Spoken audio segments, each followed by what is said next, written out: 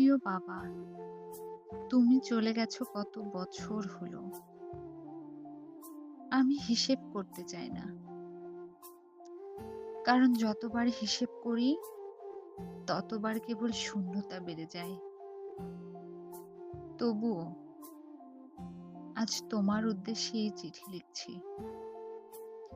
যদিও জানি তুমি আর কোনোদিন পড়বে না। বাবা, তুমি সারা জীবন আমাদের জন্য খেটে গিয়েছো। তোমার শরীরে প্রতিটি রক্তবিন্দু, প্রতিটি ঘাম ঝরিয়ে আমাদের সুখের জন্য অক্লান্ত পরিশ্রম করেছো। কিন্তু আমরা কি পারলাম তোমাকে ফিরিয়ে দিতে? তোমার ক্লান্ত চোখের নিচে জমে থাকা গভীর কষ্ট কি কখনো দেখতে পেরেছি? তুমি আমাদের জন্য দিনের পর দিন কিভাবে নিজেকে বিলিয়ে দিয়েছো, সেটা বুঝতে আমার অনেক দেরি হয়ে গেছে বাবা।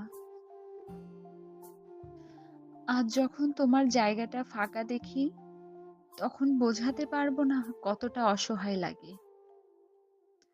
তোমার সেই শাসন, তোমার পরিশ্রান্ত মুখ, তোমার স্নেহমাখা হাত, সবই এখন কেবল স্মৃতির পাতায় বন্দী।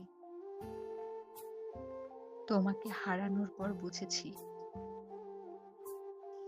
বাবারা কখনো ক্লান্তি প্রকাশ করে না, কখনো দুঃখ দেখায় না, কিন্তু সারা জীবন একটা পাহাড় হয়ে আমাদের মাথার উপর দাঁড়িয়ে থাকে। বাবা, আমি তোমাকে ভীষণ মিস করি। আমি এখনো তোমার কণ্ঠস্বর মনে করার চেষ্টা করি। তোমার হাতের স্পর্শ অনুভব করতে চাই, তোমার হাসির উষ্ণতা ফিরে পেতে চাই। কিন্তু কিছুই আর সম্ভব না। জীবন আমাকে শুধু শূন্যতার স্বাদ দিয়েছে। তুমি যেখানে আছো ভালো থেকো বাবা। যদি কখনো স্বপ্নে আসো, একটু বসে থেকো আমার পাশে। তোমার সঙ্গে অনেক কথা বলতে চাই।